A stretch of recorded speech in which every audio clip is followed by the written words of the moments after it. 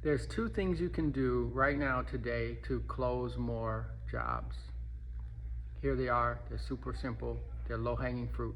Number one, when you get to the property, whether it's you're giving a painting estimate or plumbing or electrical or HVAC, number one thing you must do is give the price before you leave the property. A lot of companies will get stuck because you're really busy. I get it, busy season. And they'll say, hey, I'll get the numbers together and I'll email you an estimate. Don't do that. The homeowner wants the price, and they want the price right now. That's why they called you. So give them the estimate before you leave that property, because that gives you and the homeowner an opportunity to talk about the project. They have a lot of questions. Number one, they want to know how much it costs. And then once they find out how much it costs, now they can figure out, do they want to schedule it? And sometimes they may look at your price and say, okay, let's do it. Now you can move straight to scheduling. Hey, we'll start tomorrow. If you don't give them the price, you don't even have that, right? And if they're getting 2 or 3 estimates, sometimes out of those 2 or 3 companies, the other companies aren't even giving them numbers. So sometimes you're not competing against anything.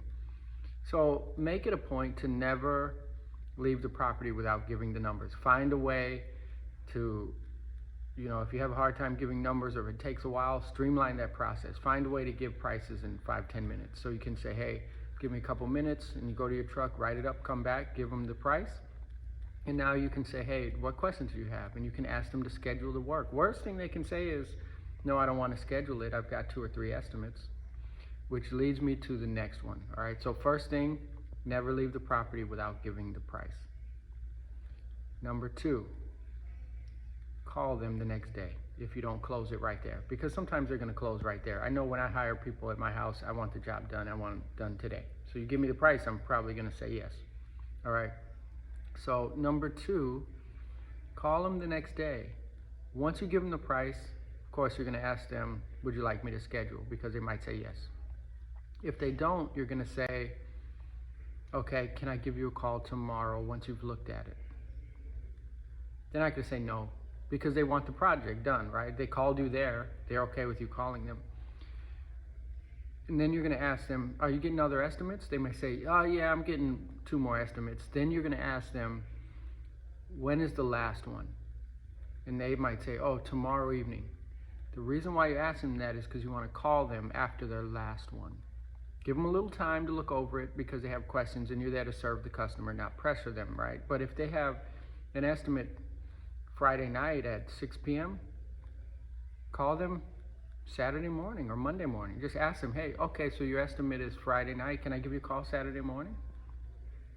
What's the worst they can say? No, give me the weekend. And they say, okay, yeah, no problem.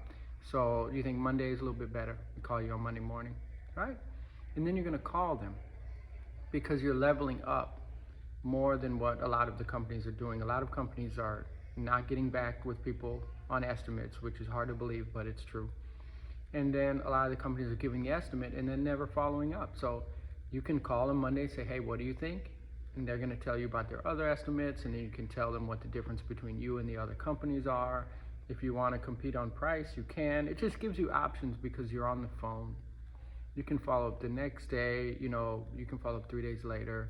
But you just keep that contact with your customer and say, hey, can I give you a call? That way you can answer questions. So number 1, never leave the house without giving the numbers. And then number 2, call your customer the next day. Communicate.